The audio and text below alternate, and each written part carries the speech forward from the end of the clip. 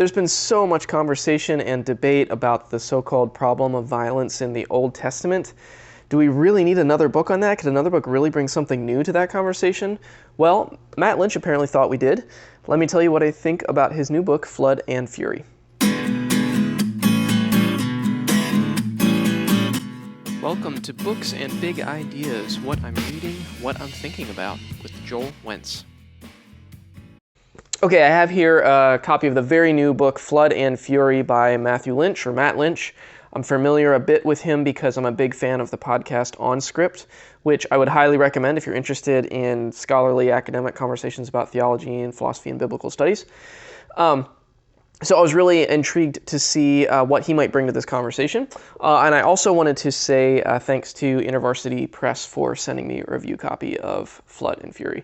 So let me follow my typical format here of the main idea, the research, the readability, and my reaction to the book.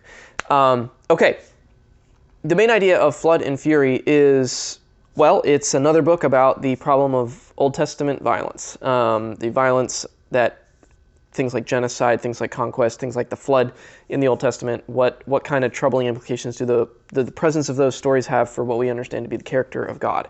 Particularly the tension that seems to produce between the character of God that is revealed in Jesus, kind and forgiving and so on and so forth, and merciful.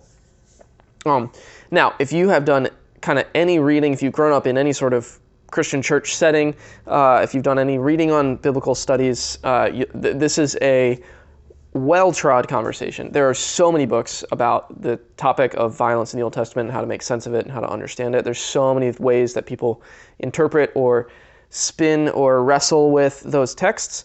And I've read a good bit of them, and I'm going to say a little bit more at the end about kind of how I see this book fitting into that span of that conversation. But this is another book that's about that. That's basically the main idea, is how do we understand, how can we read the violent accounts of happenings in the Old Testament, particularly stuff that God seemed to initiate or command or carry out. How can we understand that properly in light of kind of the full biblical presentation of God and God's character? One other thing I want to say about the main idea is that he really zeroes in on kind of two aspects of the Old Testament stories. He zeroes in on the flood and the story of Noah's Ark, and then he zeroes in on the book of Joshua and the so-called conquest of kind of the land, the promised land, that is led by Joshua after the Exodus. So the book really zeroes in on kind of those two pieces. Doesn't get into other texts. Not really much on Judges, for example. Okay, that's what Flood and Fury is about. Old Testament violence through the flood, through the conquest under Joshua. The research behind the book. Again, I said I was a little familiar bit with Matt Lynch because of following On Script. So I knew that he is a scholar, and this book is very well researched from a scholarly perspective. He is very conversant in a couple areas in particular I wanted to highlight. One, he's very conversant in archaeology, so he brings in a lot of really fascinating and kind of cutting edge, from what I can tell, cutting edge research and work in the field of kind of biblical ancient Near East archaeology. So that's really interesting. That's an interesting aspect of the book. Secondly, he's very conversant in very kind of critical readings, like historical critical readings of the text. So he's very conversant in people who are really skeptical of the historical veracity of the conquest, for example. He's very conversant in people who are scientifically very skeptical of kind of the geographical problems of a global flood, for example. So he's very conversant in those kinds of studies and research and journal articles and that kind of thing. So he brings those to bear in the conversation too, which I was very pleasantly, not surprised because I know a bit about him, but I was still, it was just very pleasant for me to see that was incorporated in the book, because I think those are really important aspects that we should not shy away from if you want to have a smart conversation about this topic. So good research. The readability of it, it's under IVP's academic line, yet it's very, very readable. I find a lot of IVP's work is highly readable stylistically, and this book is very readable. In particular, it's pretty funny. He uses a lot of metaphors and images and stories and anecdotes, but he also threads a great sense of humor throughout it, which I think is great on lots of levels. It's great because it makes it readable, it makes it an enjoyable reading experience, but also it kind of brings some levity to the seriousness of the topic, which I think can be helpful. I don't think it's overplayed. Sometimes that can be annoying if somebody's like too quippy or trying too hard to be too funny, but it feels like a very natural kind of injection of humor into this book. So highly readable. If you're put off by the academic branding of it, I would say don't be. It's actually extremely, extremely readable, and I would say very approachable. So high marks on the readability. It's also not overly long. So lots of reasons it's a readable book. Okay. Now, my reaction to this. So the first thing I want to say is I kind of want to plot out what I see as kind of the range of writings on this topic in particular. There are people who do more of the apologetics style writing on this, which is they try to spin or defend the violence in the Old Testament. I think of people like Paul Capon, I'm not sure how to say that. Capon. He is an example of this, where he'll kind of spin it in an apologetics way, as to say, well, it wasn't really as bad as it looks for reasons X, Y, and Z, for exegetical reasons or historical reasons or whatever. So they don't deny that it happened, but they'll try to spin it and make it seem less bad. That's the apologetic side. Over to kind of the reinterpretation side, which if I don't know if you can see, you can maybe see behind me on this shelf, over here. This is Greg Boyd's work, which I love, The Crucifixion of the Warrior God. That's a big example of the reinterpretation approach, which is to say, we're fundamentally misunderstanding what these texts are saying, and goes into why. And so he's not trying to spin it from an apologetics historical sense, but he's trying to really reinterpret it, what the text is actually saying. And then there are people who are just skeptical that it happened, that would be maybe more of a secular side of the conversation would say it didn't happen this way. Somebody who doesn't bring a high view of biblical authority to the conversation might just be comfortable saying, well, it just didn't happen, and the texts are inaccurate reporting. So these are kind of what I see as like three different ways to kind of get at this problem. I've read a lot in all three of those arenas, or those approaches. The reason I'm doing that is because I'm trying to lay out kind of the landscape of it, and I think Flood and Fury doesn't fit neatly into any of those three, to my surprise. It doesn't fit really into any of those three approaches. I'm making general statements here, of course, but I'm doing this because if you've done any reading on this topic, and if you're wondering, like I was, if you're wondering what could a book bring that's new to it, because a lot of books repeat one of those three different approaches I just laid out. And this book doesn't do really any of that. Which I loved. I really appreciated that. I found it very refreshing. But then the question is, of course, what then does it do? Well, I'll say a little bit about that. What it does, what Matt Lynch is doing here, is he is trying to, first of all, let the texts be troubling. He doesn't try to spin from that apologetics standpoint. He tries to just let them be troubling. And like kind of his kind of goals is to say, like, let's just let the text kind of be what it is, and maybe that will reflect something back onto us that'll provoke important interrogation and reflection of some of our own assumptions that we bring to the text. So I appreciated that. So he's not trying to spin it in that way. He's also not trying to reinterpret it, and he's also not trying to argue that it didn't happen. However, he is very, like I said, conversant with archaeological findings that do raise some really important questions about the historical veracity of certain aspects of the conquest. And he's very conversant with the people who would say these are kind of later additions or edited, highly edited later on in Israel's story that are trying to reflect theological truths about what they've been through things like the exile and being under the Babylonians and the Persians.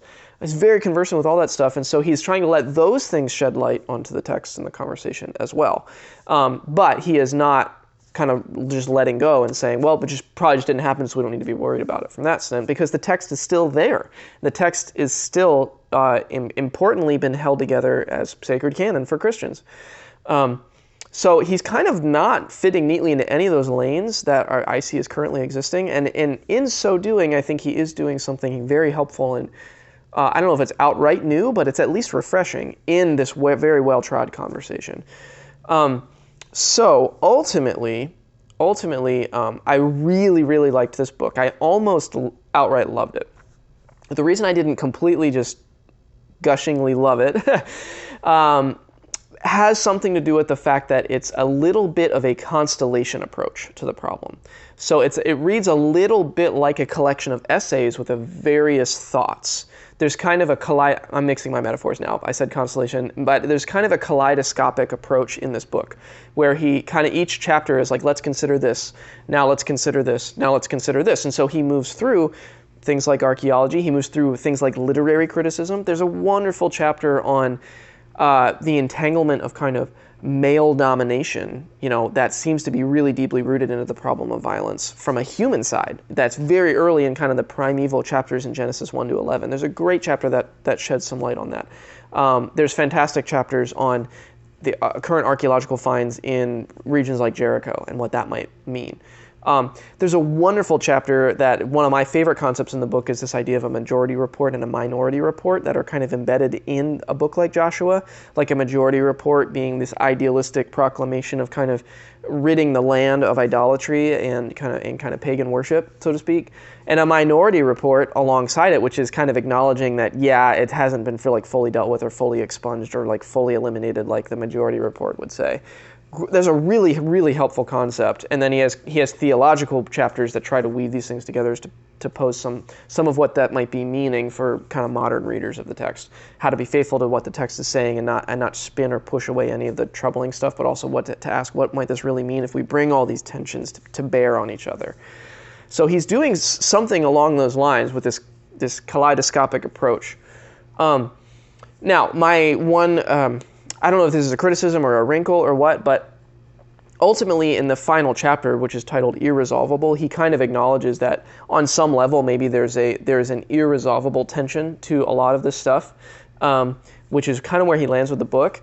And I don't disagree with that finding. I actually think that's a helpful way to talk about this issue, is on some level irresolvable. But I kind of wish that had been foregrounded at the beginning of the book, because as you're reading the book, you're wondering, how is this stuff going to come together? How is this stuff going to come together? And then you get to the last chapter and it says it's kind of irresolvable. And my takeaway was, I wish that had been a little bit more the lens at the very beginning of the book, so I could have approached it in this kaleidoscopic way that he's laying out.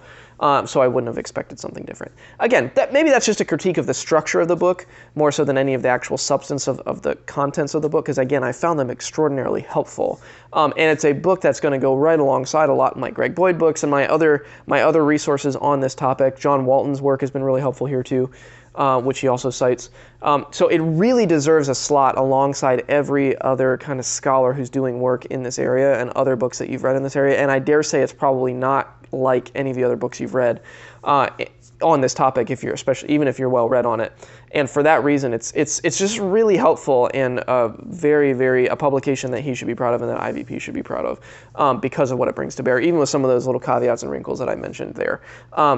So yeah, that's Flood and Fury by Matt Lynch, a look at the Old Testament violence and how to make sense of it and how to bring all these tensions and all these other kind of important areas of scholarly research to bear on a conversation that's really pressing. Ultimately, the experience of reading the book is very insightful, sheds a lot of light, and it even brings some kind of confidence into the conversation, at least for me, for this reader, it did. So great kudos to Matt Lynch and to IVP for putting this book together. I think it's very helpful, very refreshing in many ways, and deserves a spot alongside anyone else who's read or written on this topic. So there's my thoughts on Flood and Fury. I hope that you found this discussion interesting or helpful. Maybe you found a book that you're going to pick up soon. Let me know, what you think about this or other books that are like it. If they come to mind, let me know in the comments. Maybe give me some recommendations of other texts to look at if this one is of interest to you. As always, thanks for watching.